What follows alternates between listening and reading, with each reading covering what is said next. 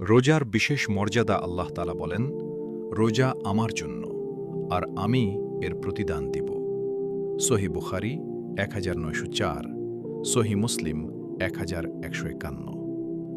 লাইলাতুল কদরের গুরুত্ব রাসূলুল্লাহ সাল্লাল্লাহু আলাইহি ওয়াসাল্লাম বলেছেন, যে ব্যক্তি ঈমানের সাথে এবং সওয়াবের আশায় লাইলাতুল কদরে ইবাদত করবে, তার পূর্বের গুনাহ ক্ষমা করে দেওয়া হবে। সহিহ বুখারী ২০১৪, সহিহ মুসলিম ৭৬০।